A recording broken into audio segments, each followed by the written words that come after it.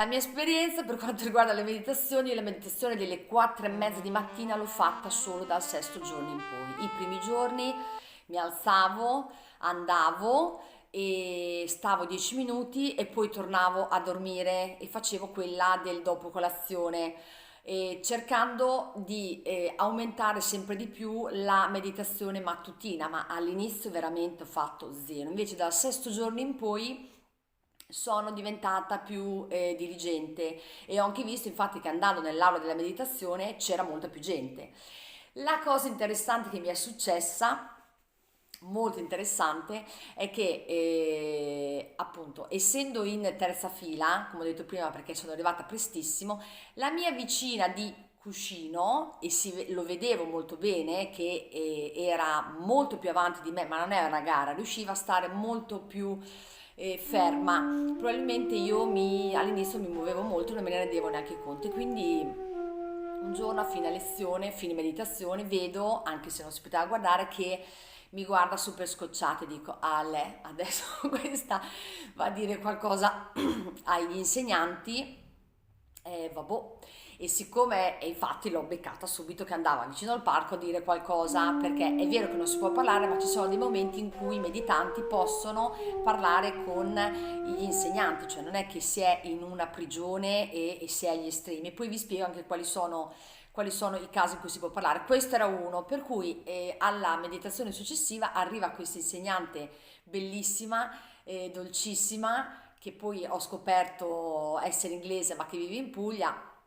Mi fa questo gesto, mi invita a uscire, usciamo e mi dice guarda, come sta andando? Mi hanno detto che ti muovi molto. Ho detto sì, guardi, io era un giorno in cui non ero concentrata per niente, mi faceva un gran male alla schiena ed ero anche un po' arrabbiata perché durante la meditazione ognuno si fa i suoi viaggi, no? La purificazione avviene in diversi modi. Mi dice, guarda, se vuoi andare di dietro, ti faccio stare a sedere sulla sedia. Ho detto, va bene. Quindi ho detto, perfetto. Mi ha messo tutto il giorno, sono stata a fare le meditazioni in fondo, a sedere sulla sedia. E quello che ho sentito in fondo, che non sentivo in terza fila, è stata una onda. Cioè, ho sentito l'energia di tutto il gruppo che stava meditando, stile onda, che arrivava in fondo. E ho detto, ma che spettacolo. E siccome l'idea era quella, ok, non medito, non faccio niente perché mi fa male la schiena, sono arrabbiata, quando ho sentito questa ola e ho detto no, no, dai, forza sul pezzo, stai sul pezzo, Fede, stai sul pezzo e sono riuscita a seguire il gruppo perché c'era questa carica enorme. Quindi io, capito, Ganza, ho detto adesso mi lascia in fondo per tutto il ritiro di meditazione. Quindi il giorno successivo sono andata in fondo perché in terza fila davanti a tutti gli insegnanti ed è arrivata la stessa docente carina che aveva detto no in fondo in inglese, mi ha detto dove eri prima? Sono tornata in terza fila, però è stato veramente molto molto molto istruttivo sia per la mia resistenza, sia per la mia arrabbiatura, sia perché ho sentito la botta di energia e ho preso più confidenza con me stessa. Ovviamente durante le meditazioni i professori partono piano piano per le richieste che chiedono e la cosa bellissima è che danno la direttiva iniziale e dicono che cosa fare e quando accennavo all'inizio di una cosa molto facile da fare è quella che tutte le volte, capirai, uno arriva dalla sua vita personale trapiantato in 10 giorni in cui non devi fare altro che meditare e quindi la mente no, comincia a vagare, ah perché lui mi ha fatto questo, ah perché lei mi ha fatto questo, ah però quando vado a casa devo fare questo, mi manca quest'altro e tutte le volte che iniziavamo la meditazione i primi giorni i professori dicevano quando la vostra mente va fuori, quando avete male nella schiena, quando vi state arrabbiando, quando vi state chiedendo perché siete qui, riportate il vostro pensiero al respiro perché il respiro, e ho scritto anche un articolo su questo, è la costante della nostra vita. Senza questo non esistiamo più. Quindi tutte le volte che la mente voleva andare fuori, voi fate tornare su una cosa molto pratica che c'è in questo momento in cui state facendo meditazione, che è la costante di questa pratica di meditazione, il respiro. Quindi prima le narici, poi focalizzarsi sui muscoli e si parte dal naso fino a andare su tutto il corpo alla fine dei 10 giorni. E questa è stato un insegnamento molto importante da riproporre ovviamente nella nostra vita personale, perché per quello che ho capito la meditazione è vero che bisogna estraniarsi eccetera, ma è come quando si è in un...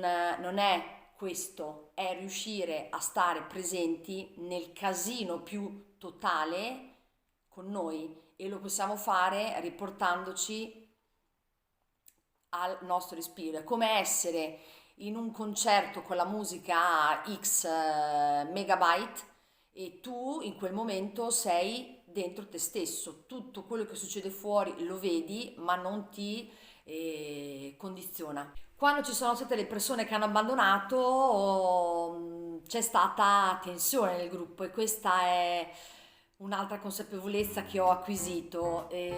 Chi vedeva che qualcuno stava partendo se l'è letteralmente fatta sotto addosso, perché la domanda è quella del oddio, voglio andare via anch'io così, voglio mollare tutto, e quindi paura. E quindi invece di focalizzarsi sul negativo relativo, in questo caso delle persone che erano andate, il gruppo si è stretto guardando intorno tutti quelli invece che resistevano. Quindi l'importanza del gruppo, no? Di vedere dal gruppo, di acquisire dal gruppo una modalità positiva.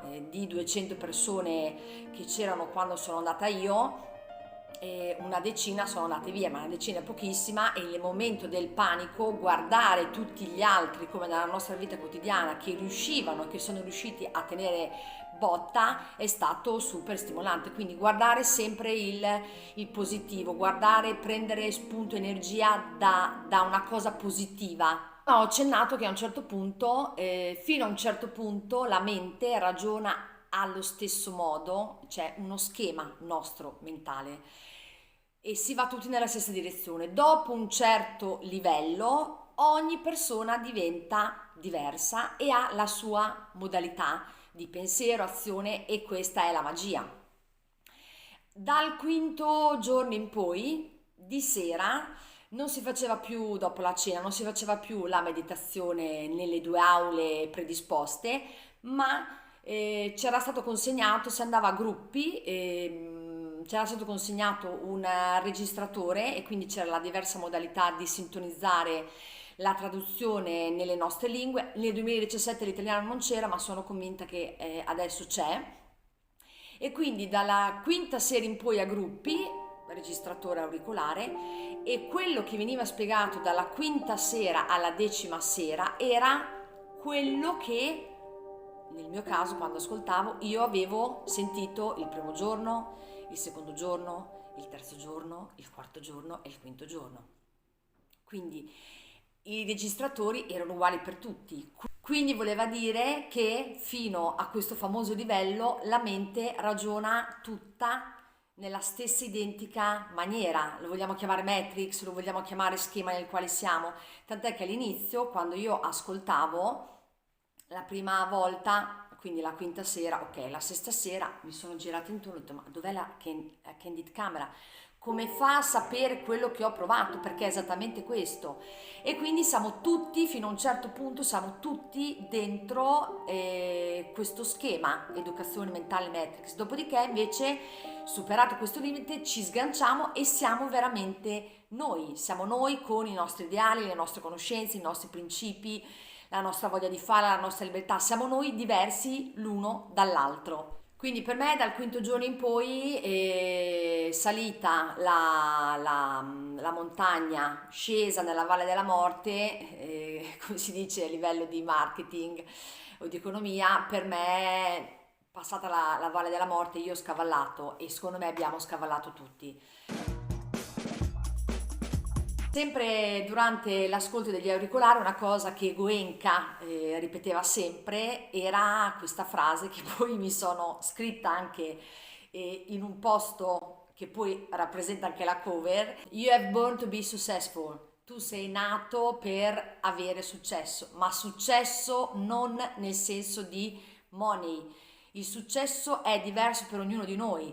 Per una persona il successo può essere avere dei figli, educare i propri figli. Per un'altra persona il successo può essere costruire un villaggio nella campagna sperduta di Praga, e per un altro successo può essere scrivere un libro. Quindi successo in the meaning, nel senso, significato di la cosa che ti fa star bene. E questa frase veramente ripetuta ad oltranza: ti meriti il successo, sei qui per fare qualcosa che ti piace, per lasciare il tuo segno.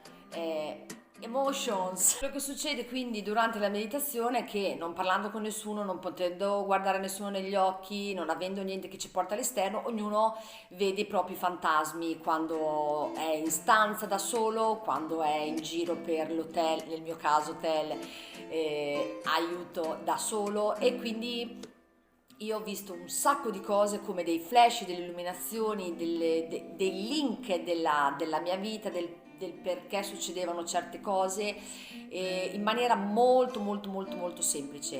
Il dolore fisico dopo i primi giorni, l'arrabbiatura è scemato, il mio corpo era molto più fresh, molto più leggero, e la mente faceva sinapsi, nonostante appunto non facessi niente dalla mattina alla sera se non meditare, mangiare poco e bene, e quindi una concentrazione. Ho accennato anche ai casi in cui ci sono dei casi, perché non è estremismo, in cui si può parlare.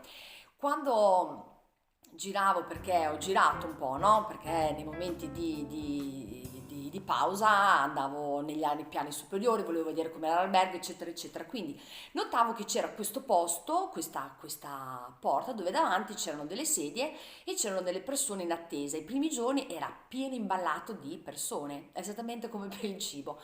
Non riuscivo a capire che cosa fosse. Poi a un certo punto ho capito che c'erano due giorni, no, 2 giorni, c'erano un'ora tutti i giorni in cui i docenti a rotazione erano disponibili nel caso in cui i meditanti volessero parlare, confrontarsi, perché uno poteva avere problemi di svariato genere. E quello che ho notato è che i primi giorni c'era la ressa, e poi verso sempre il quinto o il sesto giorno questa fila diventava, quindi le persone a sedere che aspettavano di entrare, diventava sempre più scarsa, e il che mi faceva intuire che tutte le volte che comunque qualcuno andava dentro a fare la richiesta, la richiesta fosse negata. E l'ho scoperto per caso.